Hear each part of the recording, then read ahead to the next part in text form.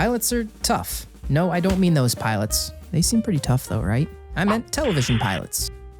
You know what? That's close enough. Writers create an entire universe for their stories and characters, and they've got one shot, one opportunity to try and make it land with audiences. A pilot is essentially the test run of a concept, often used to try and sell the show to soulless television executives. Most of the time, the pilot goes on to become the series premiere if the show is greenlit. The pilot episode of a series carries a lot of responsibilities. It needs to establish the main cast of characters, it needs to set the tone of the show, and it needs to introduce the audience to the world the story takes place in. Most importantly, it needs to make the audience want to come back and watch more. It turns out having an audience is a really important thing. Isn't that right, Gina Carano? That being said, a bad pilot doesn't necessarily mean a bad show. BoJack Horseman is arguably one of the greatest animated series of all time. It's brilliantly written. Each character has fleshed out arcs and conflicts that lead to genuine and earned personal growth.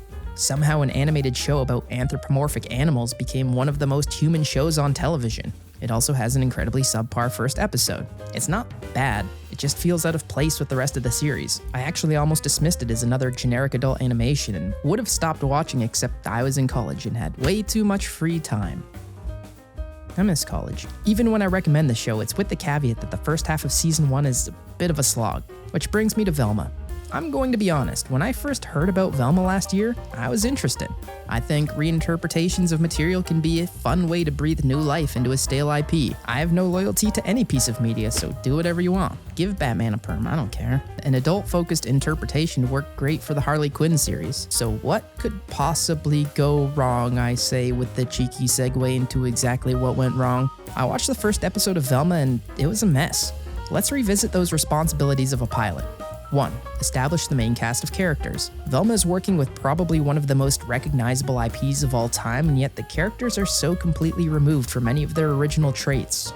An interpretation is free to play loosely with the source material, but if there's nothing left from it, what's the point? It would be like making a show about Patrick from SpongeBob, except he's a homicide detective in Baltimore working to take down a drug-dealing organization. You know what? That's just season 1 of The Wire. And honestly, that'd be kind of sick. But you get my point. They make pop culture references to things from the original series. Unfortunately, all of the characters are just so unlikable that it doesn't feel earned. 2. Set the tone of the show. Velma is a tonal clusterfuck.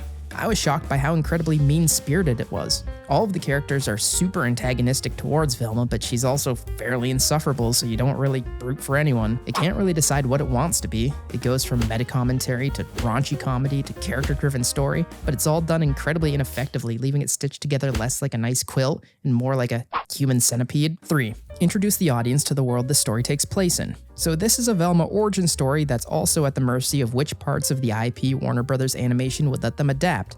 And we get something closer to Riverdale than Scooby-Doo. There's seemingly no rules to this universe. Sometimes it feels like it wants to be grounded, but then a character will literally have their leg violently amputated. There's a central mystery of Velma's mom's disappearance, but it's hard to give it any weight when we're constantly bombarded by absurd visual gags. To really dive into how much of a technical mess Velma is, let's dissect the first 2 minutes of the episode. The first thing we're greeted to after the intro is the exterior of Crystal Cove High School, except Cove is missing from the sign, which now reads Crystal High, like drugs.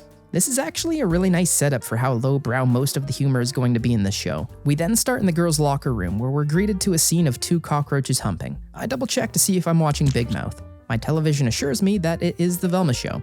I don't fully believe it. We go into the showers where one of our main characters, Daphne, makes the observation that pilot episodes of TV shows have more gratuitous sex and nudity than the rest of the series, which is very subtle. Then Daphne says, "The only hook a good show ever needs is good storytelling," which is layers of irony that I'm not entirely sure was intentional. Daphne attacks one of the other girls in the shower in a heated disagreement before a hooded figure comes in and bludgeons her violently with a cane. I am completely lost at this point. The hooded figure asks Daphne how she feels about race-blind casting before it's finally revealed that it's Velma.